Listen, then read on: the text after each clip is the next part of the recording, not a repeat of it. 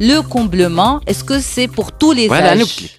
Le comblement, en fait, ce que j'explique, c'est que chez les jeunes, il y a quelquefois des petites ombres, parce que chez les jeunes, il y a la peau, mais il n'y a pas aussi de grand volume. Mais il y a des ondes d'ombre. Génétiquement, quand des jeunes, qui par exemple, parce que ça, c'est un truc qui est génétique, sur le plan morphologique, ils ont des cernes, ou ils ont des creux, ou ils ont des petites lèvres, ou ils ont des mentons les dachlines, ou ils ont au niveau des tempes les dachlines. Ça, on peut les embellir. Ça, on ne traite pas les signes de vieillissement. C'est un embellissement. C'est un embellissement. C'est pas juste réalité. Mais aussi, c'est pour ça que j'ajoute aussi une chose. Il y a des gens, par exemple, déjà, sur le plan morphologique humain, il y a toujours une asymétrie au niveau du visage. La partie gauche et la partie droite. Il y a toujours une asymétrie.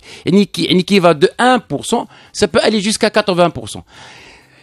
Par exemple, quand ça diffère de 1 à 2%, on ne le voit pas. Mais on peut quelquefois, jusqu'à 5%, on peut corriger. Il y a des gens aussi, il faut savoir que l'acide hyaluronique est aussi en effet. Il y a des gens, par exemple, qui naissent avec une asymétrie qui passe jusqu'à 20-30%. Suite à d'autres maladies, comme la maladie de Paré-Romberg. Aussi l'os, aussi le muscle. Ça, on peut combler.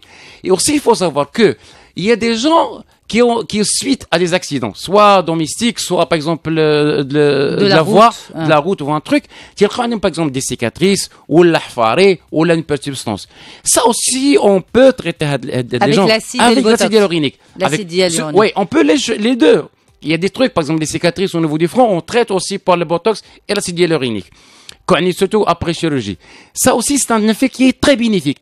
Par exemple, une petite déformation entre droit et gauche, on la comble de manière à avoir un visage qui est bien uniforme entre droit et le gauche.